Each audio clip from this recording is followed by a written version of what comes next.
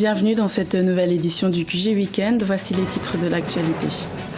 Lancement de la campagne électorale au Gabon. Guy Zoumbandama est candidat à la présidentielle du 27 août 2016 et a présenté son projet de société intitulé Gabon d'abord. La politique de municipalisation accélérée lancée en 2004 s'achève en République du Congo. L'ultime étape de cette politique gouvernementale se déroule à Madingu. Et puis le Sénégal poursuit la mise en place des stratégies de lutte contre le tabac. Une loi interdisant de fumer dans les lieux publics a été adoptée par l'Assemblée nationale. Mais tout d'abord, au Niger, le paysage politique est en proie au changement. Le mouvement national pour la société du développement a changé de cap en quittant l'opposition pour rejoindre la majorité au pouvoir. La troisième force politique du pays répond ainsi à l'appel du président Mahamadou Issoufou pour former un gouvernement d'union nationale. Gabon d'abord, c'est le projet de société du candidat Guy Zoumbandama en vue de la présidentielle du 27 août 2016. L'ancien président de l'Assemblée nationale gabonaise prône l'alternance politique. Il propose de réformer la Constitution et les institutions actuelles s'il est élu. Un reportage de notre correspondant Douglas Toutoum. Le candidat indépendant Guy Zoumbandama a présenté ce vendredi son projet de société devant ses partisans et une partie de la presse nationale et internationale. L'homme du Gabon d'abord propose un programme politique ayant pour leitmotiv l'instauration de l'état de droit, la démocratie et l'impulsion d'une nouvelle gouvernance. Le projet de société que je porte ici est animé par l'injonction Gabon d'abord, cher au père de la nation, feu le président Léomba. Il se résume ainsi. Engager les réformes institutionnelles et structurelles pour asseoir la démocratie et engendrer la croissance économique partagée par tous.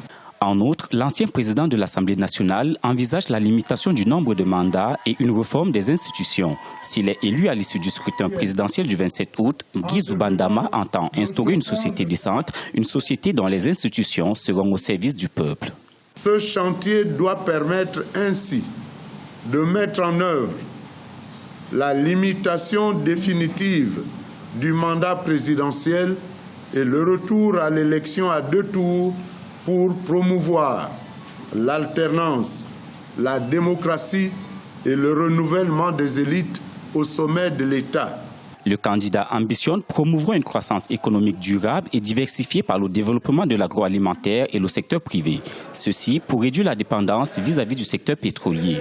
Issu du mouvement Héritage et Modernité, Guy Zoumbandama bénéficie du soutien d'une partie des fondeurs du PDG, le Parti démocratique gabonais au pouvoir. Pendant près de 40 ans, il a été dans le sérail. Il pense connaître les stratégies du pouvoir en place et espère glaner le maximum de voix le 27 août 2016. Au Nigeria, les autorités se sont lancées dans une série d'investissements pour relancer l'économie du pays. Le gouvernement s'apprête à injecter 312 millions de dollars dans les secteurs jugés prioritaires tels que la sécurité ou encore l'agriculture.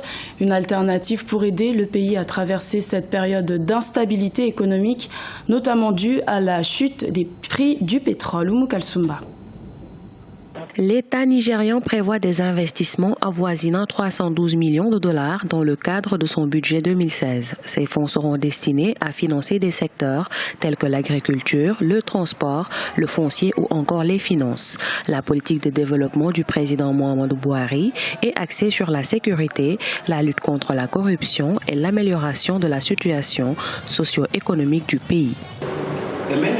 Notre pays fait face à la baisse des cours mondiaux du pétrole et forcément cela a eu des effets néfastes sur la croissance.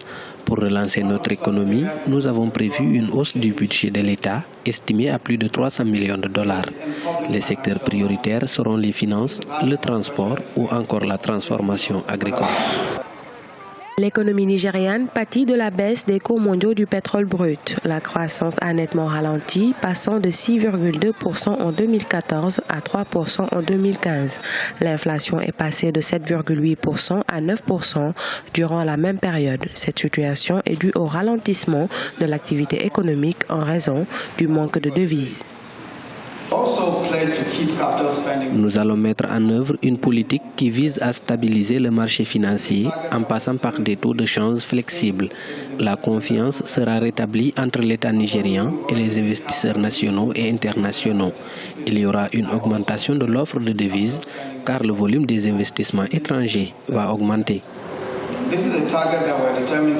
En 2016, le Nigeria devrait enregistrer des perspectives de croissance positive car certaines des réformes, notamment les investissements dans les infrastructures, commencent à produire des effets. Cependant, l'insécurité reste un problème majeur, surtout dans le nord-est du pays, en proie aux attaques du groupe terroriste Boko Haram.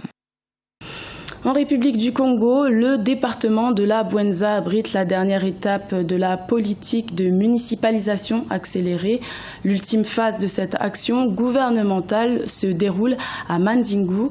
La ville est déjà prête à accueillir le 56e anniversaire de l'indépendance du pays qui se tiendra ce lundi 15 août. Un reportage de notre correspondant Deva Panzo. 4 mois et demi après le lancement de la municipalisation accélérée de la Bouenza, dans la mise en forme, son chef-lieu Mandingu est prêt à abriter les festivités du 56e anniversaire de l'indépendance du Congo. La dernière étape de la politique gouvernementale de la municipalisation accélérée a bénéficié d'un budget de 450 milliards de francs CFA, dont environ 100 milliards de francs CFA ont déjà été épuisés. Ainsi, les villes du département de la Bouenza bénéficieront progressivement d'un large éventail d'ouvrages. J'ai affronté beaucoup de doutes. Certains ont pensé qu'avec la conjoncture, il était difficile de faire ces activités. Certains étaient même dubitatifs, qui se disaient, écoutez, bon, peut-être que le processus de municipalisation, lorsqu'il arrive vers la fin, il est un peu fatigué, il y a la limite de tout. Aujourd'hui, les gens se rendent bien compte que le président, comme je l'ai dit, est aussi déterminé qu'il était au départ. Donc les populations de la Bouenza doivent se mobiliser autour d'un bâtisseur qui a tenu ses engagements pour qu'on le lui rende aux prochaines échéances. Ça sera très important pour nous. La ville de Mandingu est située à 244 km de Brazzaville, au sud du Congo. Elle a bénéficié de diverses infrastructures. Le palais présidentiel, l'aménagement en bitumage de 27 km des voiries urbaines, des logements sociaux, un stade omnisport de 7000 places. À 35 km de Mandingu, la commune d'Unkai, ville sucrière, a bénéficié d'une chaussée aéronautique composée d'une piste d'atterrissage de 2 km 200 mètres de longueur et 30 mètres de large. Plusieurs chantiers demeurent inachevés. Il y a eu des difficultés d'apprentissage dans ce processus.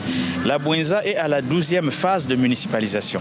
Et vous voyez très bien qu'ici, tous les bâtiments qui doivent être construits sont à un niveau d'avancement qui est à peu près à 60-70%, comme la mairie, comme la préfecture, comme le conseil, comme la sous-préfecture.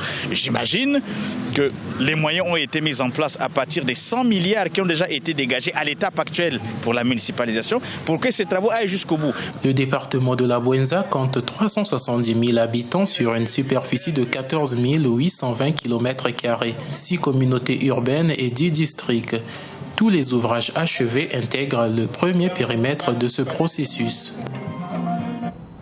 C'est désormais officiel. Au Sénégal, il est interdit de fumer dans les lieux publics. Ce projet de loi datant de 2014 a été voté par l'Assemblée nationale le 11 août 2016. Cette mesure prévoit également l'interdiction de publicité directe ou indirecte pour le tabac. Les précisions de El Hadj. Au Sénégal, le tabac est désormais interdit dans les lieux publics.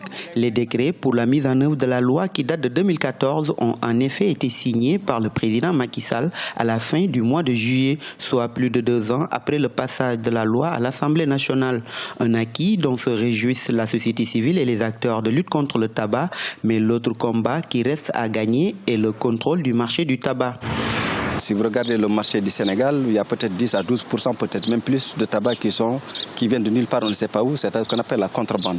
Malheureusement, cette contrebande-là, c'est des cigarettes qui peuvent être authentiques, mais ça peut être aussi ce qu'on appelle des contrefaçons.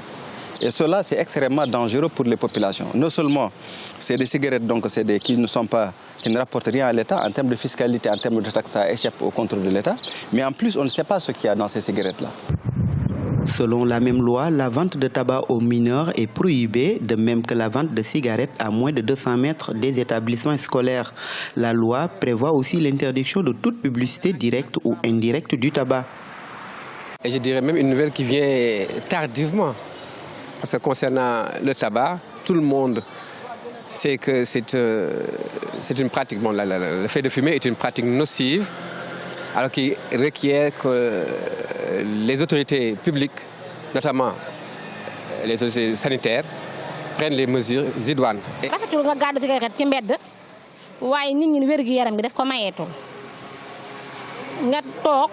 Ça m'a toujours gêné de voir quelqu'un fumer dans la rue. Les fumeurs indisposent les passants et cela a forcément des effets sur la santé, surtout pour les asthmatiques.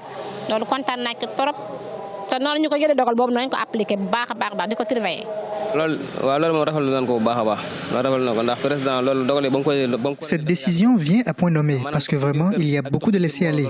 Surtout en période de chaleur, c'est insupportable l'odeur du tabac.